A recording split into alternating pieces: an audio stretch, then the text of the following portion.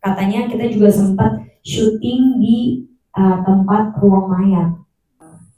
Sebenarnya lebih banyak nilai-nilai agama juga sih yang aku pelajarin dari film ini. Maksudnya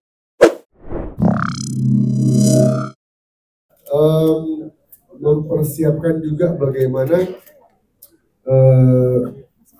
strategi untuk ruqyah yang tidak pada umumnya, yang fresh, yang disajikan kepada masyarakat, bahwa jalan menuju kemenangan itu banyak, bukan cuma dengan cara yang itu saja, dan ya kurang lebih begitu saja.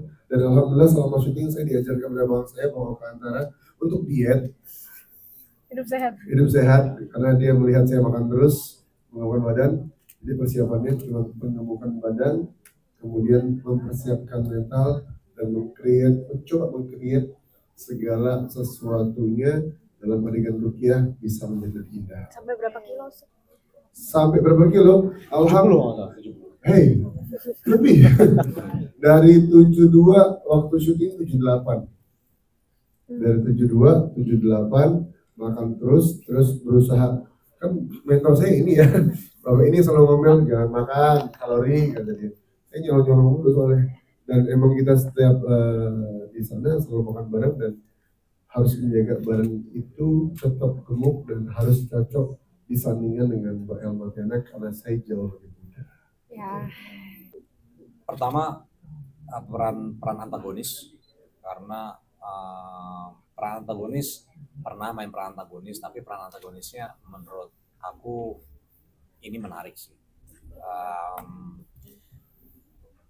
Mengatasnamakan agama iya dalam perbuatan jahatnya, lalu juga mengatasnamakan trauma-trauma yang pernah ada di kehidupannya, meskipun layarnya nggak tebal di film ini, tapi menurut saya itu cukup untuk bekal saya untuk jadi orang antagonis di sini.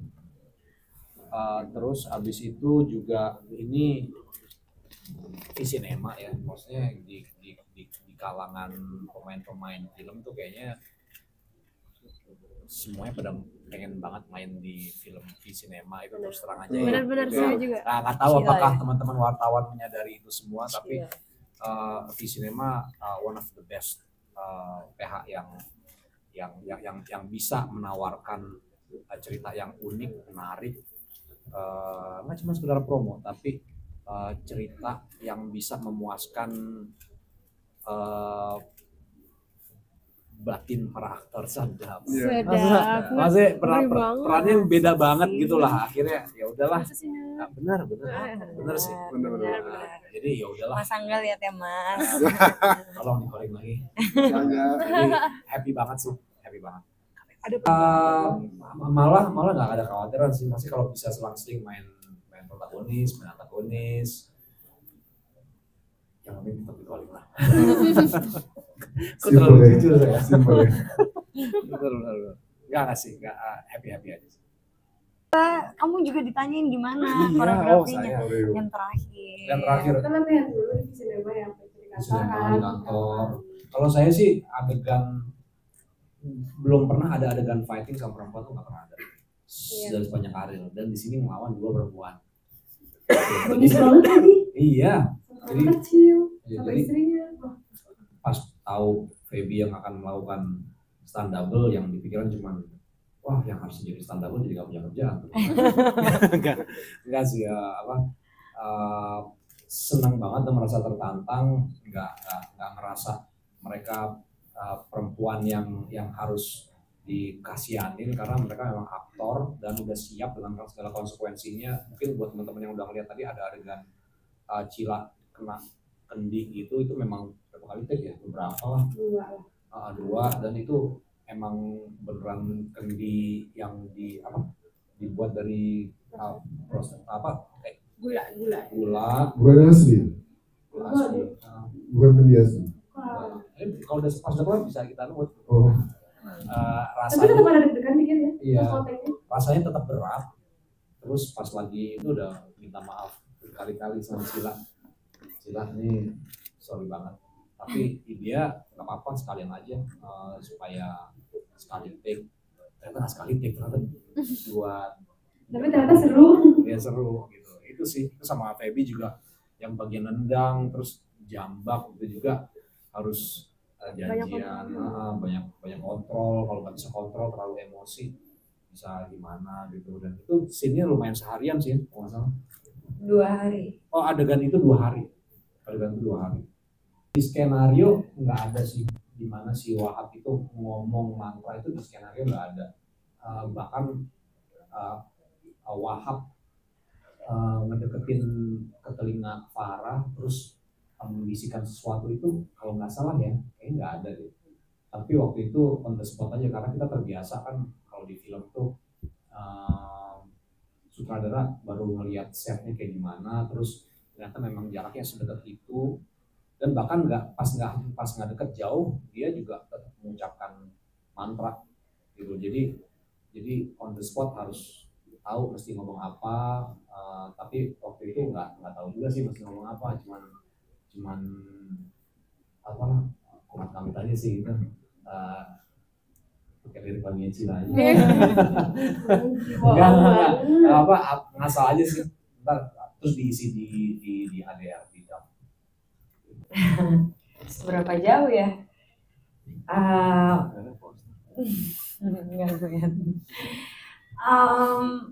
Mungkin sebenarnya lebih banyak nilai-nilai agama juga sih yang aku belajarin dari film ini. Maksudnya nggak cuma keseluruhan cerita, tapi karena kita syuting sama Ustadz Alfi, jadi banyak ngobrol juga tentang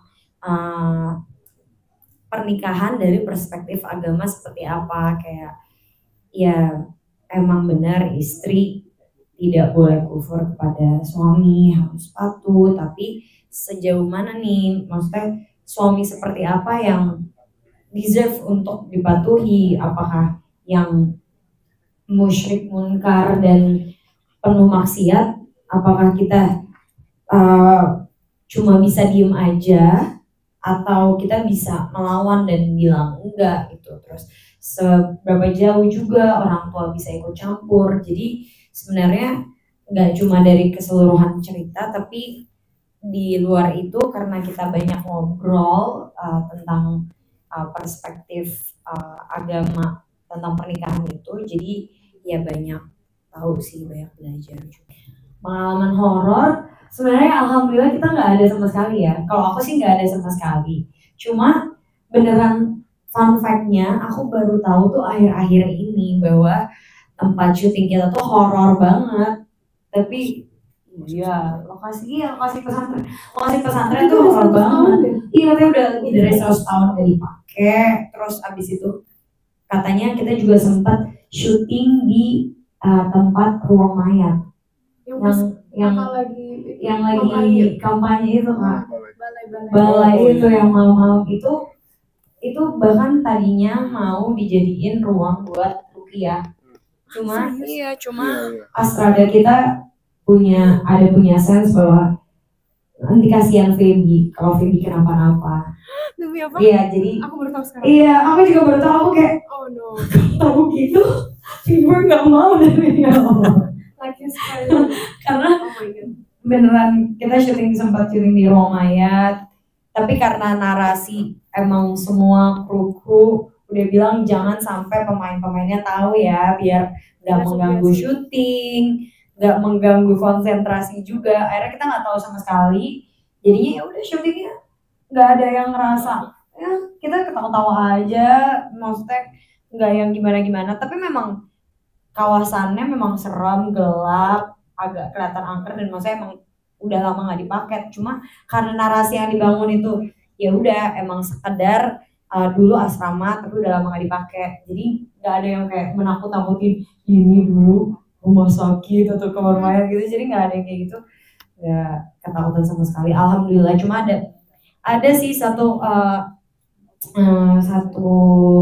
itu technical issue. Aku sampai sekarang masih percaya itu technical issue. Cuma besok paginya tiba-tiba Ustadz Alfi harus keliling-keliling dan mendoakan tempat tersebut, yang aku juga baru tahu sekarang. Karena kita pagi-paginya kayak iya nggak datang-datang nih, gensetnya nggak datang-datang. Cuma aku percaya bahwa kayak ya udah technical issue, Maksudnya di semua film technical issue tuh sangat lumrah sekali. Tapi aku baru tahu ternyata pagi-paginya Ustadz Alfi datang keliling untuk mendoakan. Ya,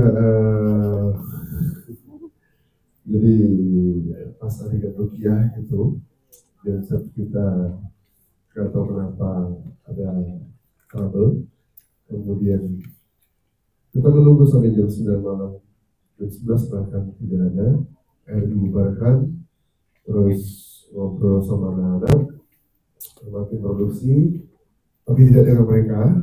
Iya, aku nggak tahu. Mereka kita suruh pulang. Kita makan malam bareng Iya, ya. Kita kalian pulang. ketawa-tawa di restoran itu.